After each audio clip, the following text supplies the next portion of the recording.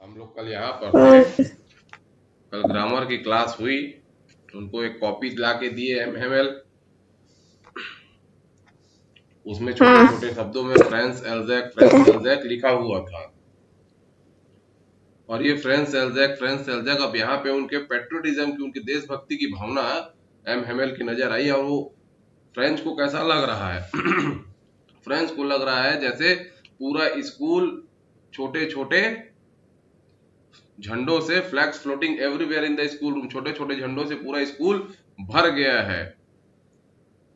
उसके बाद वह बोलता है, you are to have seen how everyone set to work. आप एक नजारा तो देखते, बोल रहे वहां पे, वहां के स्कूल का माहौल बताने का वो प्रयास करता है कि आपको थोड़ा देखना चाहिए कि स्कूल का नजारा कैसा है, हर कोई अपने काम में किस तरीके से व्यस्त है।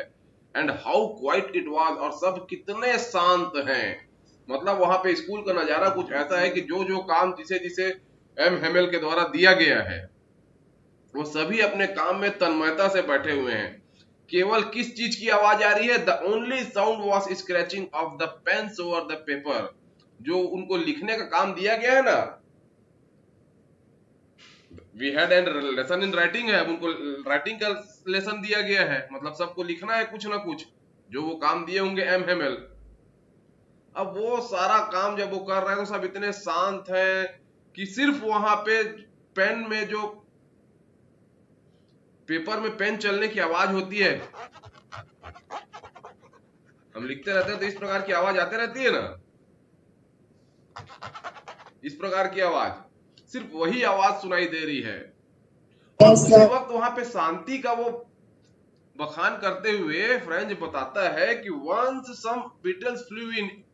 उसी समय क्या होता है कि एक जो छोटा कीड़ा है, बीटल मतलब यहाँ पे एक छोटा सा कीड़ा होता है, झिंगुर टाइप का, या आपका क्या बोलते हैं, टिड्डा टाइप का, कोई एक कीड़ा वहां पे उड़कर आ जाता है।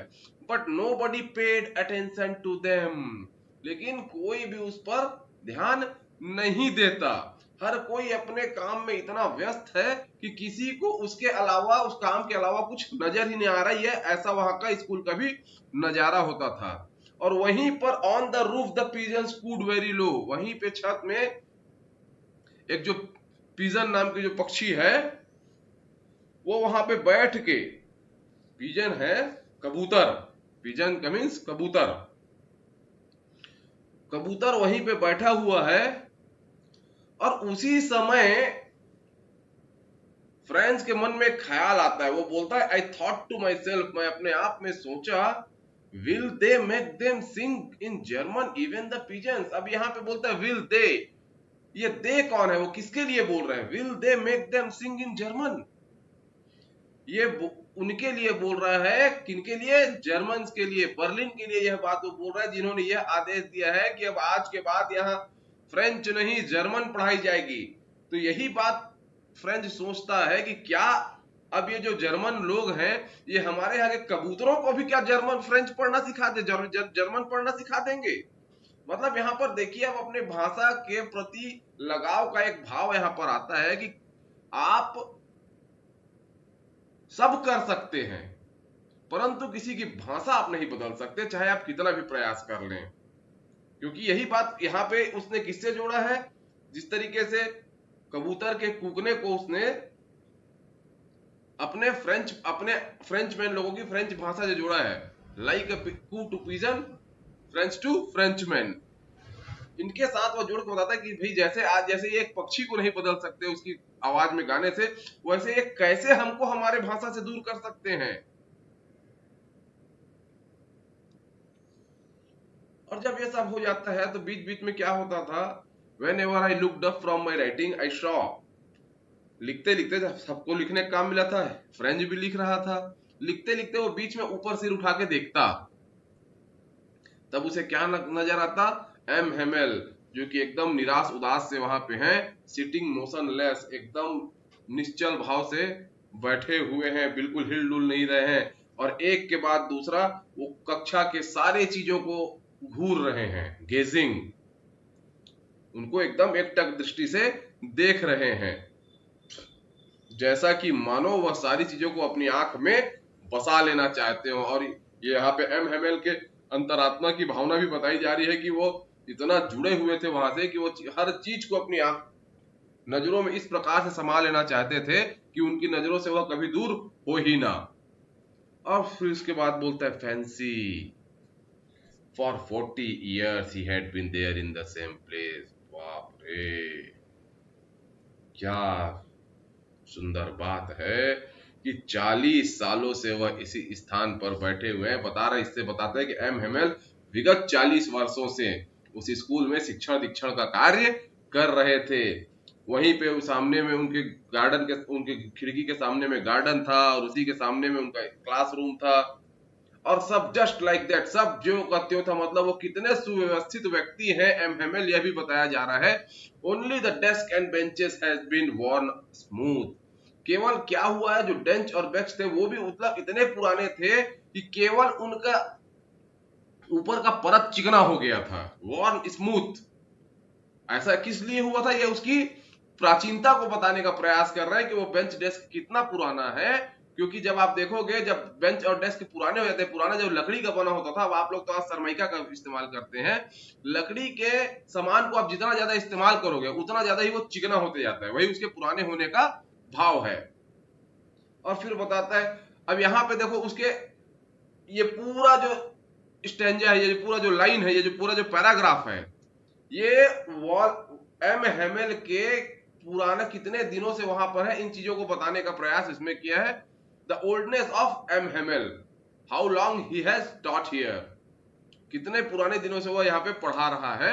The walnut tree in the garden were taller, जो वॉलनट ट्री था वो वहां पे एकदम लंबा हो चुका था। और होप पॉइंट, जैसे हमारे यहाँ आप लोगों के यहाँ जो नार वाला पौधा होता है ना, जैसे हम लोग मनी प्लांट लगाते हैं जो खिड़कियों वगैरह में चढ़ जाता है, फ्रांस में वैसे ही होप पॉइंट होता है। और होप पॉइंट के बारे में बताया है कि जिसे खुद एम हेमेल ने ही लगाया था और आज वो उसकी खिड़कियों से होता हुआ उसके छत तक पहुंच चुका है। मतलब कितने दिन से वो भी वहां पे होगा।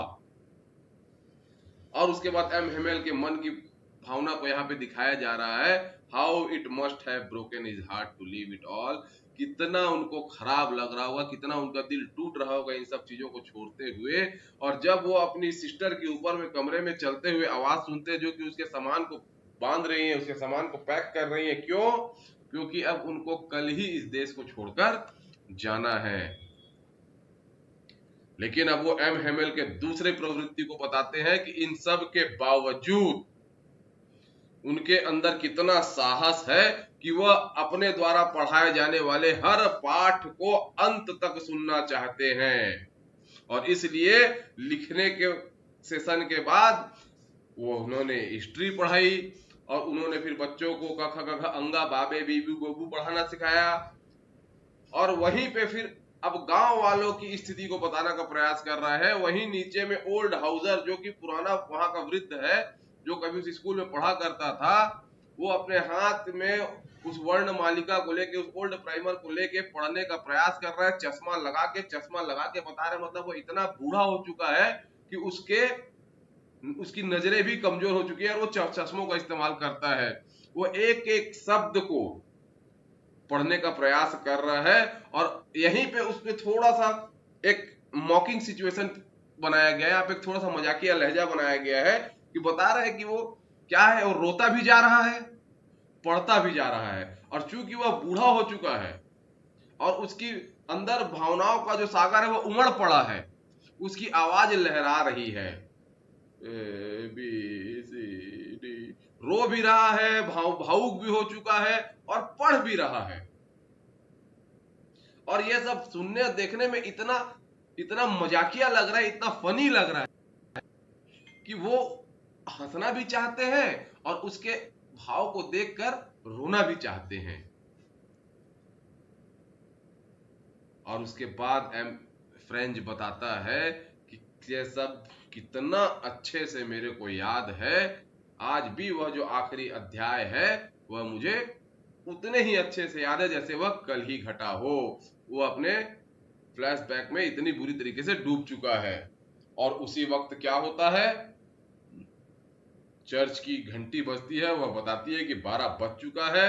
और उसके बाद देन द एंजेलस, एंजेलस मतलब वहां की प्रार्थना, समझ लो आरती का समय हो गया। चर्च में जो प्रार्थना होती है उसे एंजेलस कहते हैं। एंजेलस, वहां की प्रार्थना शुरू होती है और उसी समय ट्रम्पेट तुरही बजती है। प्रूशियंस वहां से वापस आ रहे हैं, वो अपने अभ्यास से वापस लौट रहे हैं और ये सारी आवाज उनके क्लास तक ही पहुंचती है। और ये सब सुन के तुरंत एम हेमेल खड़े हो जाते हैं, मतलब उन्हें यह बात समझ में आ जाती है कि बस अब मेरे जाने का समय आ चुका है, क्योंकि अब शाम होने आ गया है, क्लास खत्म होने का समय आ गया है, वो वापस जा रहे हैं, इसका मतलब आज का दिन मेरा समाप्त होने आ गया है।